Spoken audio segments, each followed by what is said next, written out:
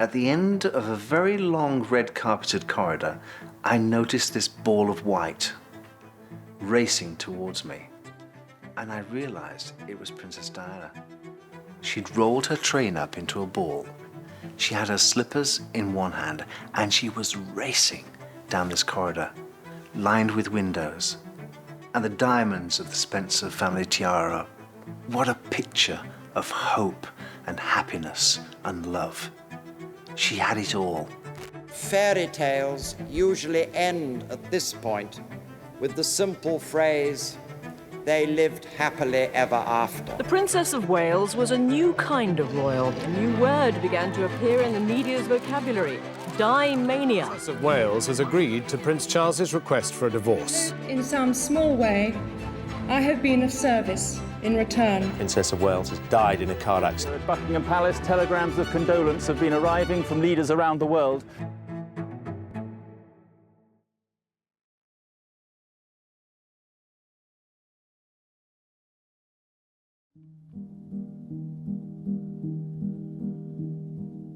Princess Diana was the daughter of an earl.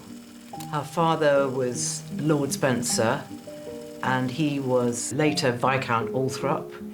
They had a house on the Sandringham estate, and then when Diana's grandfather died, they moved to the family stately home, Althorp. She wasn't obviously royalty. She was termed quite unkindly a commoner, although she was constantly rubbing shoulders with royalty because her childhood was based in part up in Sandringham, so she was often on the estate with the royals. Her sister had gone out with Prince Charles, so she knew the family well, and she was essentially circulating in those sort of quite high society circles. The Spencer family were quite an ancient aristocratic family, and Diana was very proud of her heritage. I mean, they were actually probably grander than the royal family. Her father doted on her, and she was really fond of her father. I mean, she used to like to dance, and she was very fond of swimming. She was always up and down to the swimming pool. She danced in the main hall and played the piano. No, she never ever said what she wanted to do. The only time I ever heard her say anything was just in fun. At her sister's wedding, she said, "My wedding will be at Westminster Abbey." And she was 18 then, I should think. But we always thought she'd be Prince Andrew. It's almost impossible to describe to a stranger or someone who's never met Princess Diana what she was really like. What I usually say is she was as beautiful inside as she was out. But to meet her was something special. She lit up a room, she stopped traffic, and when she entered into a room, everything stopped, and all eyes were on her. I've never met another human being who had that aura, who had that charisma, the same as Princess Diana. The princess changed enormously from the time I met her, aged 18, to the very end. I was there from the beginning to the very end. And I can tell you, in the beginning, she was a shy, naive, quiet girl who knew nothing about the world.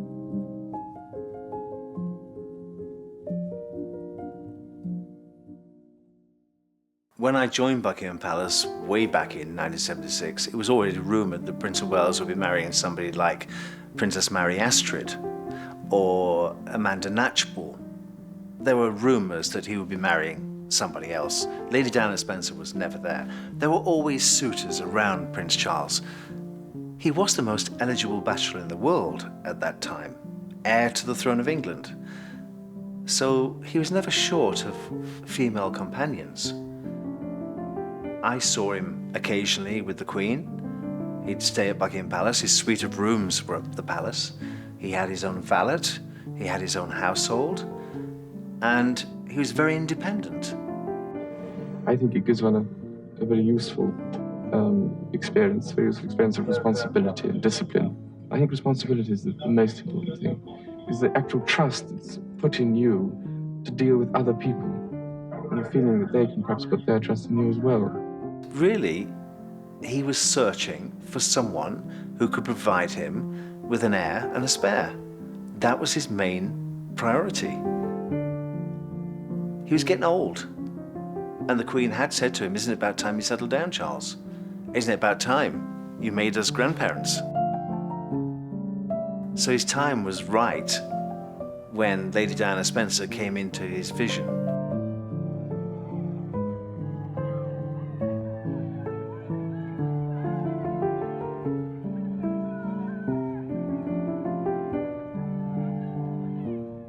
How well are you coping with all the press attention?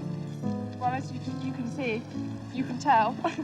Are you bearing up with it quite well, though? Because it must be quite a strain with all of us after you. Well, it is, naturally. You're coping with it all right, though. You seem to be doing very well. I'm still around. In the summer of 1980, the Queen told me that a young girl was coming to stay for the weekend. "Will you meet her at the front door and show her a room?" "Of course, Your Majesty." So I'm standing in the front hallway of Balmoral Castle on the black and white tiles, waiting for this car to arrive. And out of the car comes a shy young girl that nobody knew who she was. She had one little suitcase in the back. "Is that all you've brought with you? You're here for the weekend. You have to go to hunting, shooting, you have to go to the Gillies Ball, tea parties, lunch parties, and that's all you have." She says, "Will it do?" I said, "I think we'd better take you to her room and find out." I showed her to her room. "Will you stay for a while and have a chat with me? I'm completely out of my depth," she said. So I stayed. "What time do you go down for tea?" 4 o'clock. You go down to the small drawing room. The Queen will pour you a cup of tea. "I don't like tea." "I'll make sure she has coffee there waiting for you." Then what happens? I said, "When tea's cleared, you go into the drawing room, and then the Queen will pour you a gin and tonic." "I don't drink." "I'll make sure there's a glass of water there for you." Then what happens? Then the Queen plays cards on her card table. "Do you play bridge?" "Yes." "Then make sure you're sat at the card table to play bridge with the Queen." That's a good way to get to know Her Majesty. Then the Queen will take the dogs into the garden. Maybe you could suggest you went for a walk with her. Also a good time to get Her Majesty's ear. That's what you want to do. This young girl was fascinated by this routine of royal households. And as I closed the door that day, I noticed the name on the door, Lady Diana Spencer. Very generous. A very good friend. Did you watch TV a lot? Did you have any favourite programmes? Crossroads. Did you share that like? Unfortunately, yes. I wanted to teach children, and they said, "Why not come along?" So I first started off doing afternoons, and then I took over the mornings and did whole days. But I only worked 3 days a week at kindergarten, and the other 2 I looked after an American baby boy, which nobody seems to realise, who was very special to me. And she's, got pictures of him and always asks about him when she writes. Oh, she still writes to you? Yes, which I think is just marvelous of her. I realize how she finds the time to do it is beyond me. The princess changed enormously from the time I met her, aged 18, to the very end. I was there from the beginning to the very end. And I can tell you, in the beginning, she was a shy, naive, quiet girl who knew nothing about the world. She transformed. She had to. She had to survive. She was thrown in at the deep end and told to swim, and she learned quickly. Point did you decide that this was the right lady for you? I mean, well, gradually. I suppose towards the end of the summer and the autumn last year, and I began to realise, what was going on in my mind and hers in particular, and all these things help. But it was a gradual business. Did you find it a very hard decision, Lady Diana? I had a long time to think about it, because I knew the pressure was on both of us. And it wasn't a difficult decision in the end. That's what I wanted. The most watched event in human history was her wedding day. St. Paul's Cathedral was the setting.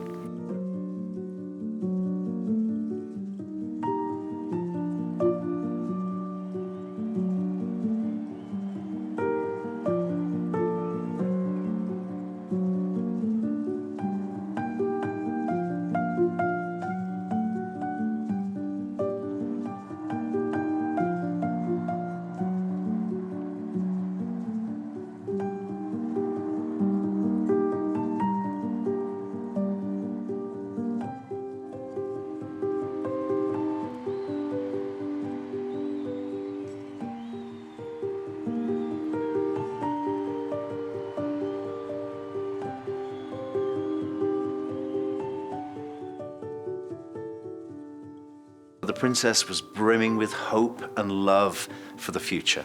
She fell in love with her prince. And there they were, a golden couple. He'd also courted her older sister, of course. Sarah had been a suitor, and on Diana's wedding day, her sister, Sarah, turned to her and said, "I thought all this was going to be mine one day, and now it's yours." There was sibling rivalry in the Spencer household. Diana wasn't meant to achieve. The fact that Diana became Princess of Wales, probably future Queen of England, was beyond the Spencer family to comprehend. It wasn't for her to achieve. The brother should have achieved. It was his estate, not Diana's. So there was always some jealousy coming from the Spencers. Madam, how are you enjoying married life? Highly recommend. How do you like Balmoral as a place? Lovely. Have you cooked a breakfast yet?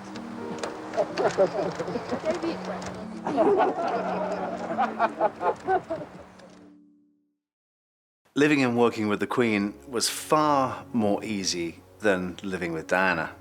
With the Queen, we always knew that her life ran with routines and protocols and timetables. We knew that breakfast would be 9 o'clock, lunch would be 1 o'clock, tea would be 5 o'clock, and dinner would be 8:15. It was the same every day. It's Groundhog Day at Buckingham Palace. Buckingham Palace is a very large house, has over 200 members of staff, and a hierarchy below stairs that you wouldn't believe, with titles that go way back into the 1600s. So you have fendersmiths, you have women of the bedchamber, you have pages of the presence, and you have pages of the backstairs. You have footmen, you have yeomen of the glass pantry and yeomen of the silver pantry. So all these titles, and people know what they're doing. They all have a specific job. I knew what I was doing at Buckingham Palace. From first thing in the morning till last thing at night, it runs like clockwork. It's never been changed. If Queen Victoria went back to Buckingham Palace tomorrow, she wouldn't be surprised by anything. It's exactly the same. Nothing changes at Buckingham Palace. Everything runs smoothly. With Diana, anything could happen. No routine, no timetables, nothing. We might skip lunch, we might be shopping, we could be doing anything during the day. So life was more exciting with Diana. But the difference between the two worlds was I always knew where I was with the Queen. I always knew where the line was in the sand. I knew when not to cross that line, and I knew to stay and bow. I was a servant, but also a friend and confidant to the Queen, but in a different way. With Diana, it was have a cup of tea with me, have a cup of coffee. Don't just stand there. I used to stand every morning waiting for the princess to come through from her dressing room. And every morning, standing there with a half a grapefruit and a cup of black coffee, I'd bow and say, "Good morning, Your Royal Highness." "For goodness sake," she'd say, "when are you going to stop doing that? It's just me and you in the room.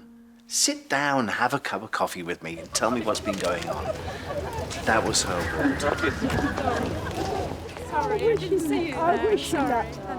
You're hugging the lamb. I'm happy with that. I'm having that all this side. Are you on your way shopping? Yeah.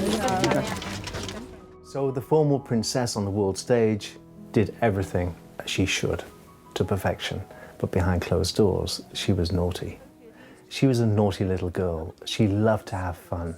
She loved to giggle. She loved to play practical jokes. At that time, everybody was saying, "Good luck," and "I hope everything goes well," and "How lucky you are to be engaged to such a lovely lady." And my goodness, I was lucky enough to marry her. And we had many messages.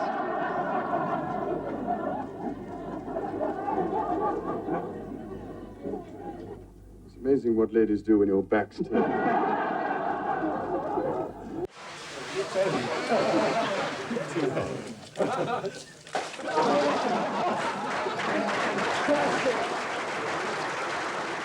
What happened with the princess was she came to us at a romantic, new, fresh time into the royal family.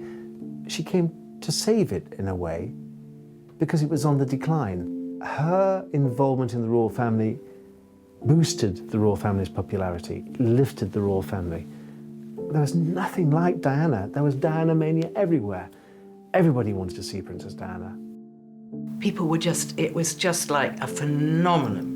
I mean, people would scream when they saw Diana. It was almost like Beatlemania.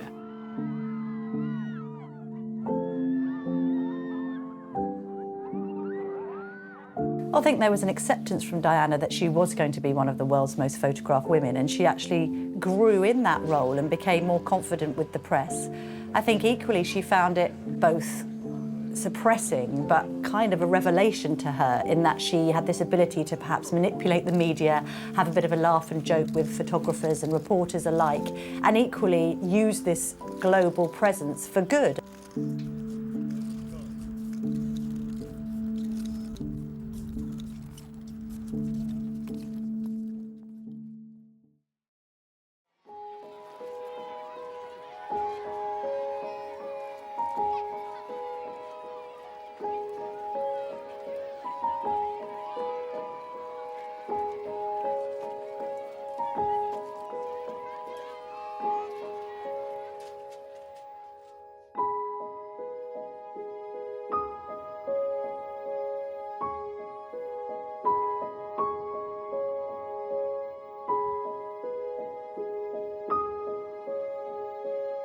The princess's popularity gave the royal family a new lease of life.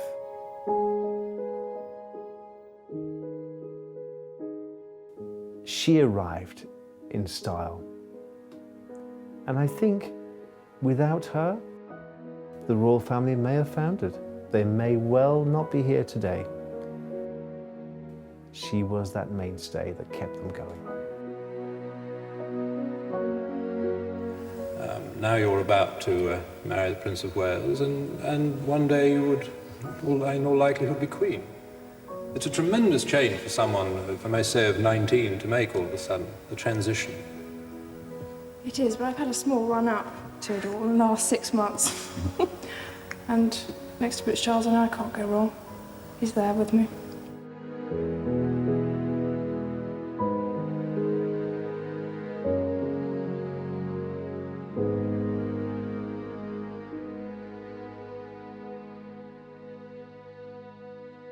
Now, the royal marriage was falling apart, and I was Diana's man, placed strategically at Highgrove, placed there to keep the house in order, but also to be there for Diana, to be there as a rock, she later called me.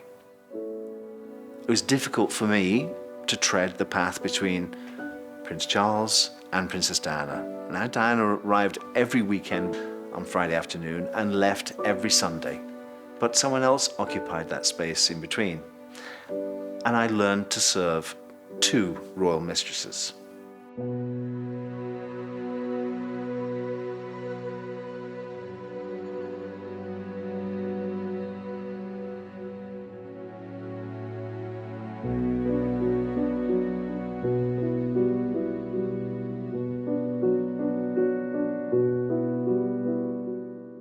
I saw the relationship with Prince Charles develop.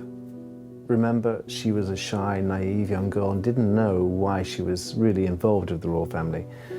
She soon found out. She was there, quite honestly, to provide Prince Charles with an heir and a spare. And if you watch that early footage of that interview in which someone asks Prince Charles, "Are you in love, sir?" and he says, "Ooh, whatever love is," look at the princess's face, because she looks at him in somewhat sort of surprise, meaning, "Don't you know if you're in love with me? I'm in love with you.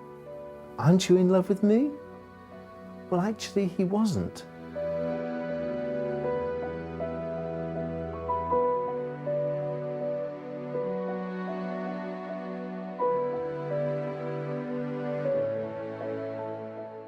The princess made a fatal mistake. She fell in love with her prince. In the very beginning, she totally adored him.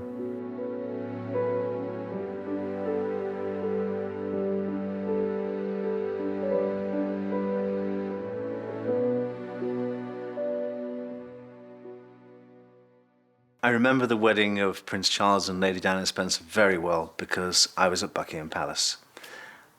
I was working for the Queen, and the Queen said to me, "You can watch it on my telly. So take the corgis for a walk in the garden and then watch the telly and you'll know when we're coming back."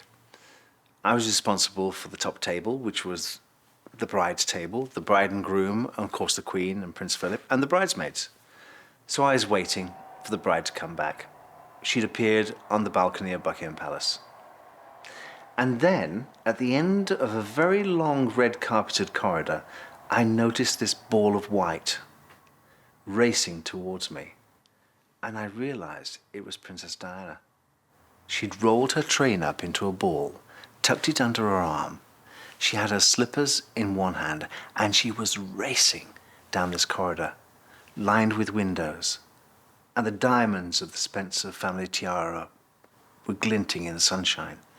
And she was racing towards me. Just me and her in one corridor.